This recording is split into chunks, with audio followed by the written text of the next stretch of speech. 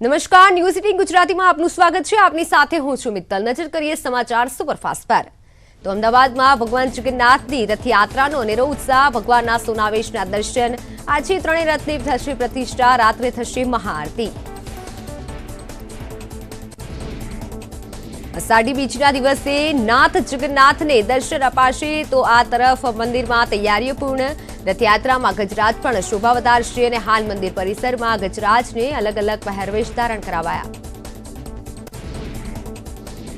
ભગવાન જગન્નાથજીના મોસાળ સરસપુરમાં રથયાત્રામાં આવતા ભાવિક ભક્તોનું સ્વાગત કરાશે। રથયાત્રામાં સામેલ લોકો સરસપુરમાં મામાના ઘરે જમણ કરશે। ભક્તોના ખાનપાનની તૈયારીઓને આખરી ઓપ અપાયો। સરસપુર મોસાળમાં લાખો ભક્તો માટે 17 પોળમાં જમણવારની વ્યવસ્થા કરાઈ। બુંદી, ગાંઠિયા, ફૂલવડી, મોહનથાળ, પૂરી શાક, રજવાડી ખીચડીનો જમણવાર રખાયો। અમદાવાદમાં એક મહિલા ભક્તે બનાવ્યો જગન્નાથજીનો ચોકલેટનો રથ। 11 કિલો ચોકલેટમાંથી બનાવ્યો જગન્નાથનો રથ।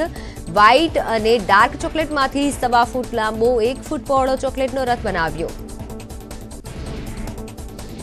અમદાવાદમાં 145મી રથયાત્રા પહેલા ખોડલધામના ચેરમેન નરેશ પટેલે જગન્નાથના દર્શન કર્યા। ભગવાનની રથયાત્રા કોમી એકાદશ સાથે સંપન્ન થાય તેવી કામના કરી। આવતીકાલે દ્વારકાધીશ મંદિરના દર્શન સમયમાં ફેરફાર। 1 જુલાઈએ મંદિરમાં સવારે દર્શન નિત્યક્રમ મુજબ રહેશે। સાંજે 5 થી 7 સુધી ખાસ રથયાત્રા ઉત્સવ દર્શન થશે। સાંજે 7 બાદ દર્શનનો સમય નિત્યક્રમે રહેશે। પાટણના સાંતલપુર નર્મદાની કેબીસી કેનાલમાં પાણી અટકાવ્યું। સિંચાઈનું પાણી નર્મદા વિભાગ દ્વારા અટકાવ્યું। કેનાલ પરથી ભારે વાહન પસાર કરવાના હોવાથી પાણી બંધ કરાયું। ભારે વાહન માટે કેનાલ બંધ કરી રસ્તો બનાવ્યો। કેનાલ બંધ કરાતા નર્મદા વિભાગ સામે ખેડૂતોનો ભારે રોષ। પાણી પુરવઠા મંત્રીએ પાણી છોડવાનો કર્યો છે આદેશ। ભારે વાહન પસાર કરવાની સમય અવધિ પૂર્ણ થવા છતાંય વાહન પસાર કરવાની કામગીરી યથાવત। વરસાદ ખેંચાતા વાવેતર માટે હાલમાં કેનાલના પાણીની માંગ ઉઠી। સુરતમાં વરસાદની ધમાકેદાર બેટિંગ। કતારગામ, વરાછા, રાંદેર, અડાજણ, અઠવા સહિતના વિસ્તારોમાં ભારે વરસાદ। વાતાવરણમાં ઠંડક પ્રસરી। સુરત જિલ્લામાં ધોધમાર વરસાદ। ગ્રામ્યના તમામ તાલુકાઓમાં વરસાદી માહોલ। માંગરોળ, ઉમરપાડા, માંડવી, ઓલપાડ સહિતના વિસ્તારોમાં વરસાદ। વલસાડ જિલ્લામાં ધોધમાર વરસાદ। ભારે પવન સાથે ધોધમાર વરસાદ વરસ્યો। 6.4 ઇંચ વરસાદથી શહેરમાં પાણી। વાપીમાં 1.44 ઇંચ વરસાદ। પારડીમાં 3.6 ઇંચ। ધરમપુર કપરાડામાં 1 ઇંચ વરસાદ। અરવલ્લીના ભિલોડામાં ભારે વરસાદ। અઠવાડિયાના વિરામ બાદ વરસાદ વરસ્યો। ભિલોડા, લીલચા, બલાસા, માંકરોડામાં વરસાદ। જ્યારે નવભવનાથમાં પણ વરસાદી માહોલ। મહીસાગર જિલ્લાના વાતાવરણમાં પલટો આવ્યો। મહીસાગર રાજસ્થાન સરહદી વિસ્તારોમાં વરસાદ। બચકરિયા, રાઠ, ડીટવા, પુનાવાડામાં વરસાદ વરસ્યો। દાહોદ જિલ્લાના વાતાવરણમાં પલટો આવ્યો। લીંબડી, ચાલોદ પંથકમાં વરસાદ વરસ્યો। પવન સાથે મુશળધાર વરસાદ। જિલ્લાના અન્ય વિસ્તારોમાં વરસાદી ઝાપટું। રાજ્યમાં હાલ છૂટાછવાયા વરસાદની આગાહી। સૌરાષ્ટ્ર કચ્છમાં પણ છૂટોછવાયો વરસાદ રહેશે। 1 જુલાઈથી રાજ્યમાં વરસાદનું જોર વધશે। 30 જૂનથી 3 જુલાઈ સુધી દક્ષિણ ગુજરાતમાં ભારે વરસાદની આગાહી। 1 જુલાઈ બાદ ઉત્તર ગુજરાતમાં ભારે વરસાદ પડી શકે। દક્ષિણ ગુજરાતમાં વલસાડ, નવસારી, સુરત, દમણ, દાદરાનગર હવેલીમાં ભારે વરસાદની સંભાવના। ઉત્તર ગુજરાતમાં પણ ભારે વરસાદની આગાહી। ચોમાસું આવતા જ અમદાવાદમાં જોખમી ભૂવાનું સામ્રાજ્ય શરૂ। જુહાપુરાના ફતેવાડી વિસ્તારમાં લંબેક પાર્કમાં ભૂવો પડ્યો। એક યુવાન એક્ટિવા સાથે ભૂવામાં ખાબક્યો। યુવાનને ઈજા થઈ। સમગ્ર ઘટના સીસીટીવીમાં કેદ થઈ। રાજકોટ ઉપલેટાના ગ્રામ્ય પંથકમાં 5 દિવસ પહેલા પડેલા વરસાદે ખેડૂતોને રડાવ્યા। વરસાદના કારણે ખેડૂતોએ કરેલું કેળનું વાવેતર જમીનદોસ્ત થયું। ભારે પવન સાથે વરસાદ પડતા અને વાવાઝોડા જેવી સ્થિતિ સર્જાતા ખેડૂતોએ વાવેલા પાકને થયું નુકસાન। ખેડૂતોને અંદાજે 2 થી 2.5 લાખનું નુકસાન થયું। રાજકોટના ઉપલેટામાં વિકાસના કામોને લઈને લોકોમાં રોષ। વિકાસના કામો ન થતા લોકોએ બેનર લગાવ્યા। રસ્તાઓના કામોના પ્રશ્નોને લઈને નગીના સોસાયટી બહાર બેનર લગાવાયા। પ્રાથમિક સુવિધાઓના અભાવે લોકોનો વિરોધ। પીવાના પાણીમાં ગટરનું પાણી જતું હોવાની ફરિયાદ। જ્યારે રોડ રસ્તાના કામ નહીં તો મતદાર નહીંના બેનર લગાવ્યા। ડાંગના આવા તાલુકાની માનમોડી ગ્રામ પંચાયત ફરી ચર્ચામાં આવી. સરપંચ સામે અવિશ્વાસને લઈને ફરી એકવાર હોબાળો થયો. પંચાયતના સભ્યોએ સરપંચ વિરુદ્ધ મૂકેલી અવિશ્વાસની દરખાસ્ત મુદ્દે વિકાસ કમિશનરે વિડીયો કોન્ફરન્સ કર્યો. સરપંચના સમર્થનમાં 40 જ્યારે ઉપસરપંચના સમર્થનમાં 300થી વધારે વ્યક્તિઓ હાજર રહ્યા. ગ્રામજનોએ નાયબ જિલ્લા વિકાસ અધિકારીની હાજરીમાં હોલીઓ બોલાવ્યો તો સરપંચે વિડીયો ઉતારી વાયરલ કરતા વિવાદ વધ્યો. સુરતમાં ગેરકાયદે સંગ્રહ કરેલા સિલિન્ડર પર તવાઈ. સર્વોદય સોસાયટીમાં દરોડા પાડી એસઓજીએ 14 કિલોના ભરેલા 68 સિલિન્ડર, 63 ખાલી સિલિન્ડર જપ્ત કર્યા. 19 કિલોના 4 મોટા સિલિન્ડર પણ કબજે કરાયા. આરોપીઓ અલગ અલગ એજન્સીઓ પાસેથી કાળા બજારમાં ગેરકાયદે સિલિન્ડરના બાટલા લાવતો હતો. પોલીસે 2 આરોપીઓની કરી અટકાયત. 2 આરોપી વોન્ટેડ જાહેર. ગૃહ રાજ્યમંત્રી હર્ષ સંઘવી બનાસકાંઠાના ગઢ ગામની મુલાકાતે. ગઢના વીમડા વિદ્યાલયમાં હર્ષ સંઘવીનું સ્વાગત કરાયું. તેમની સાથે સાંસદ પરબત પટેલ, સાંસદની સાથે ધારાસભ્ય શશિકાંત પંડ્યા, પૂર્વ મંત્રી હરિભાઈ ચૌધરી પણ ઉપસ્થિત રહ્યા. કેન્દ્રીય મંત્રી અમિત શાહ આજથી 2 દિવસ ગુજરાતના પ્રવાસે. 1 જુલાઈએ જગન્નાથ મંદિરમાં મંગળા આરતીમાં ભાગ લેશે. સવારે 9 વાગે કલોલમાં હોસ્પિટલનું લોકાર્પણ અને ત્યારબાદ રૂપાલ ગામમાં અમિત શાહની રજત તુલા કરાશે. ત્યારે અમિત શાહ જનસભાને સંબોધશે. વાસણ ગામમાં તળાવનું ભૂમિપૂજન પણ કરશે. સાંજે અમદાવાદના મોડાસરમાં વિકાસ કાર્યોનું પણ લોકાર્પણ કરી જનસભાને સંબોધિત કરશે. જૂનાગઢમાં પ્રાકૃતિક પ્લાસ્ટિક કાફેનો પ્રારંભ. રાજ્યપાલ આચાર્ય દેવવ્રતના હસ્તે શુભારંભ કરાવાયો. રાજ્યપાલે પ્રાકૃતિક પ્લાસ્ટિક કાફેની સરાહના કરી. પ્લાસ્ટિક કાફેની મુલાકાત કર્યા બાદ કલેક્ટર કચેરી ખાતે હ્યુમન લાઇબ્રેરીની મુલાકાત લીધી અને બાદમાં કૃષિ યુનિવર્સિટી ખાતે પ્રાકૃતિક ખેતી વર્કશોપ કાર્યક્રમમાં પણ ઉપસ્થિત રહ્યા. બોટાદના ગઢડા નગરપાલિકાના ઇન્ચાર્જ મહિલા ચીફ ઓફિસરને કારણદર્શક નોટિસ ફટકારાઈ. ફરજમાં બેદરકારી બદલ નોટિસ ફટકારાઈ. વહીવટી કામગીરીમાં રસ ન દાખવતા નોટિસ ફટકારાઈ. બનાસકાંઠાના ધાનેરામાં ખાનગી શાળાની ઘોર બેદરકારી સામે આવી. નિયમોને નેવે મૂકી બસમાં ઘેટા બકરાની જેમ વિદ્યાર્થીઓને બેસાડવામાં આવ્યા. સરકારી નિયમોનું નથી કરાતું પાલન. તાજેતરમાં શાળાઓ માટે જિલ્લા કલેક્ટરે જાહેર કર્યું હતું જાહેરનામું. પાસિંગ પ્રમાણે વિદ્યાર્થીઓને બેસાડવા હતા આદેશ, જ્યારે ખાનગી શાળાએ કલેક્ટરના આદેશનું પણ પાલનનું ઉલ્લંઘન. સુરતના બારડોલીમાં દીપડો પાંજરે પુરાયો. 15 દિવસથી ગામમાં દીપડાની હતી દહેશત. વન વિભાગની ટીમે દીપડાને પાંજરે પૂર્યો. સુરેન્દ્રનગર જિલ્લામાં આખલાનો આતંક. 2 આખલાઓએ રમખાણ મચાવતા નાસભાગ મચી. સવારમાં વાહન વ્યવહાર ઓછો હોવાના કારણે જાનહાનિ નહીં. બોટાદમાં ગેરકાયદે ચોખાનો જથ્થો ઝડપાયો. પ્રાંત અધિકારીએ ટ્રકમાંથી 24 ટન ચોખાનો જથ્થો જપ્ત કર્યો. ચોખા અને ટ્રક સહિત કુલ 15 લાખનો મુદ્દામાલ જપ્ત કરાયો. ટ્રક ચાલકની પણ અટકાયત કરાઈ. રાજકોટમાં સરકારી રાશનના કાળાબજારનું કૌભાંડ સામે આવ્યું. શહેરના એક ગોડાઉન પર પુરવઠા વિભાગે દરોડા પાડ્યા. દુકાનમાંથી 8,600 કિલો ઘઉં અને 22,800 કિલો ચોખાનો અનધિકૃત જથ્થો મળ્યો.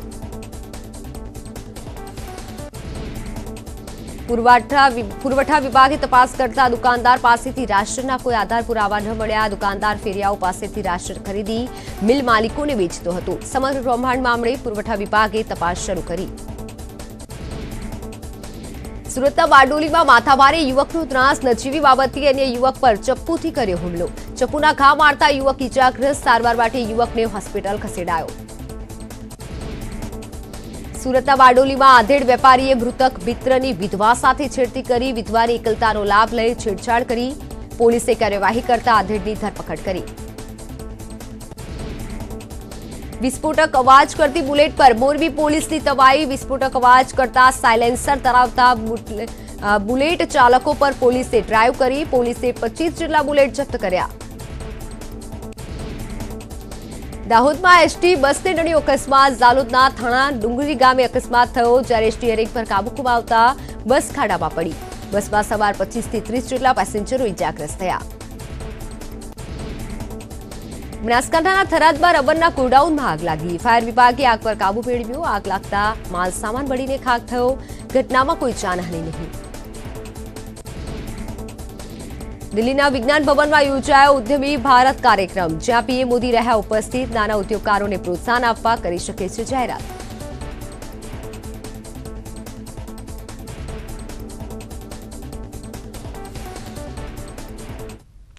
તો દિલ્હીના વિજ્ઞાન ભવનથી વડાપ્રધાન મોદી સંબોધન કરી રહ્યા છે. સીધા જઈશું.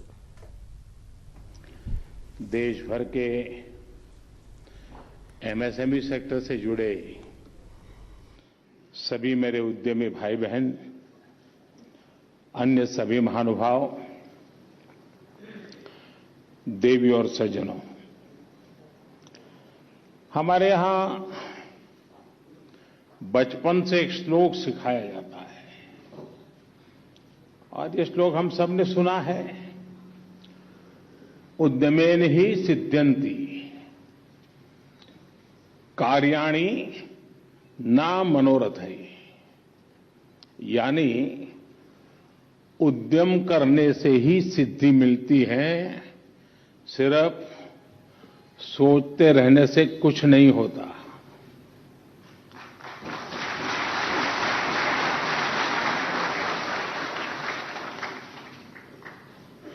और सोचने वालों की कभी नहीं होती। इस श्लोक के भाव को अगर मैं आज के समय के हिसाब से थोड़ा बदल करके कहूं तो मैं ये कहूंगा कि एमएसएमई के उद्यम से ही आत्मनिर्भर भारत अभियान को सिद्धि मिलेगी, भारत सशक्त होगा।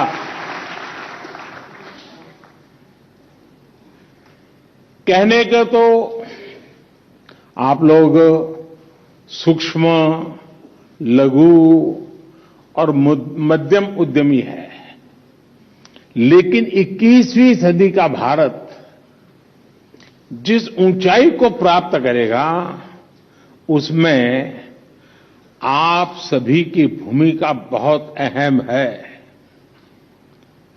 भारत का एक्सपोर्ट लगातार बढ़े, भारत के प्रोडक्ट्स नए बाजारों में पहुंचे, इसके लिए देश के एमएसएमई सेक्टर का सशक्त होना बहुत जरूरी है। हमारी सरकार आपके इसी सामर्थ्य, इस सेक्टर की असीम संभावनाओं को ध्यान में रखते हुए निर्णय ले रही है, नई नीतियां बना रही है। हमारे देश के हर जिले में, हर हिस्से में जो हमारे अद्भुत उत्पाद हैं, उन लोकल उत्पादों को हमने ग्लोबल बनाने का संकल्प लिया है। प्रयास ये है कि मेक इन इंडिया के लिए लोकल सप्लाई चेन बने, जो भारत की विदेशों पर निर्भरता कम कर सके, और इसलिए एमएसएमई सेक्टर का विस्तार करने पर अभूतपूर्व बल दिया जा रहा है। इसी कड़ी में आज अनेक नई योजनाएं लॉन्च की गई है। हजारों करोड़ रुपए की ये योजनाएं एमएसएमई की क्वालिटी और प्रमोशन से जुड़ी हैं। एमएसएमई इकोसिस्टम को और सशक्त करने के लिए लगभग 6,000 करोड़ रुपए की रैंप स्कीम हो, फर्स्ट टाइम एक्सपोर्टर्स को प्रोत्साहन देने का कार्यक्रम हो, और प्रधानमंत्री रोजगार सृजन प्रोग्राम के दायरे को बढ़ाने का निर्णय हो। सरकार के इन महत्वपूर्ण प्रयासों से भारत के एमएसएमई सेक्टर को और गति मिलने वाली है। थोड़ी देर पहले देश की 18,000 एमएसएमईज को 500 करोड़ रुपए से अधिक ट्रांसफर किए गए। आपके सामने डिजिटली ऑलरेडी उनके अकाउंट में पैसे चले गए। 50,000 करोड़ रुपए के सेल्फ रिलायंट इंडिया फंड के तहत 1400 करोड़ रुपए से अधिक एमएसएमई के लिए रिलीज हुए हैं। सभी लाभार्थियों को, पूरे एमएसएमई सेक्टर को मैं इसके लिए बहुत बहुत बधाई देता हूं, अनेक अनेक शुभकामनाएं देता हूं।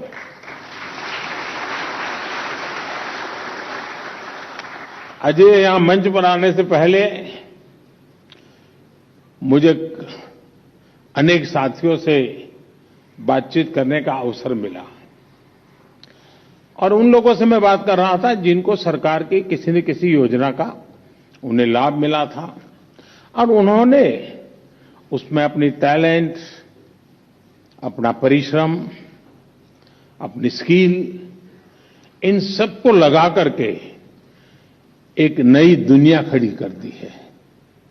बातचीत के दौरान जिस प्रकार का आत्मविश्वास मेरे नौजवान ज्यादातर थे, हमारी माताएं बहनें थी, बेटियां थी, उन सभी उद्यमियों में जो मैं एक अनुभव कर रहा था वो आत्मविश्वास और आत्मनिर्भर भारत का जो अभियान है उसमें एक नई ऊर्जा का एहसास होता था।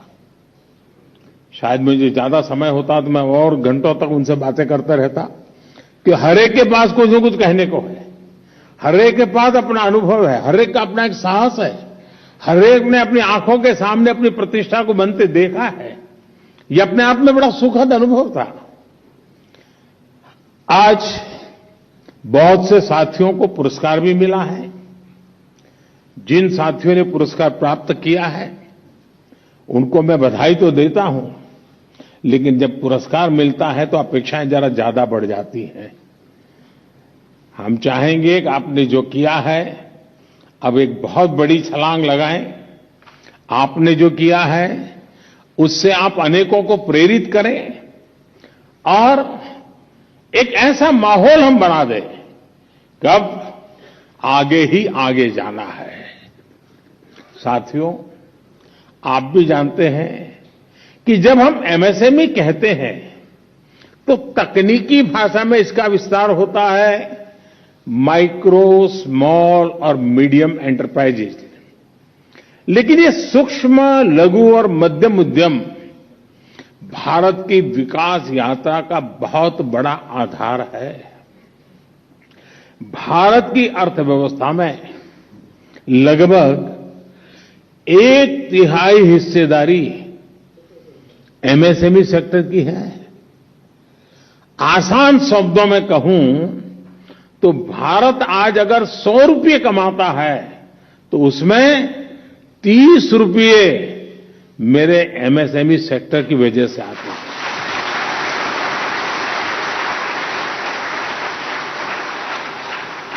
एमएसएमई सेक्टर को सशक्त करने का मतलब है पूरे समाज को सशक्त करना, सबको विकास के लाभ का भागीदार बनाना, सबको आगे बढ़ाना। इस सेक्टर से जुड़े करोड़ों साथी देश के ग्रामीण क्षेत्रों से आते हैं। इसलिए एमएसएमई सेक्टर देश के सूक्ष्म, लघु और मध्यम उद्योग सरकार की सर्वोच्च प्राथमिकताओं में से एक है। साथियों, आज पूरी दुनिया भारत की अर्थव्यवस्था की गति को देखकर प्रभावित है और इस गति में बहुत बड़ी भूमिका हमारे एमएसएमई सेक्टर की है। इसलिए एमएसएमई आज मैक्रो इकोनॉमी की मजबूती के लिए भी जरूरी है। आज भारत जितना निर्यात कर रहा है उसमें बहुत बड़ा हिस्सा एमएसएमई सेक्टर का है। इसलिए एमएसएमई आज मैक्सिमम एक्सपोर्ट्स के लिए जरूरी है। एमएसएमई सेक्टर को मजबूत देने के लिए पिछले 8 साल में हमारी सरकार ने बजट में 650%, 650% से ज्यादा की बढ़ोतरी की है।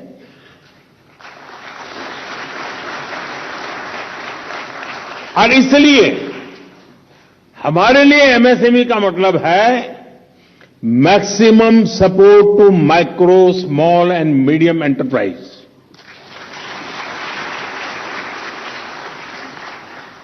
इस सेक्टर से 11 करोड़ से भी अधिक लोग, 11 करोड़ से अधिक लोग इससे डायरेक्ट इनडायरेक्ट जुड़े हुए हैं। इसलिए एमएसएमई आज मैक्सिमम एम्प्लॉयमेंट के लिए बहुत जरूरी है। इसलिए जब 100 साल का सबसे बड़ा संकट आया तो हमने अपने छोटे उद्यमों को बचाने के साथ ही उन्हें नई ताकत देने का भी फैसला लिया। केंद्र सरकार ने emergency credit line guarantee scheme के तहत 3.5 लाख करोड़ रुपए की मदद एमएसएमई के लिए सुनिश्चित की। एक रिपोर्ट के मुताबिक इससे करीब 1.5 करोड़ रोजगार खत्म होने से बच गए। ये बहुत बड़ा आंकड़ा है। दुनिया के कई देशों की आबादी से भी ज्यादा बड़ा आंकड़ा है ये। आपदा के समय मिली यही मदद आज देश के एमएसएमई सेक्टर के नए रोजगार के निर्माण के लिए प्रोत्साहित कर रही है।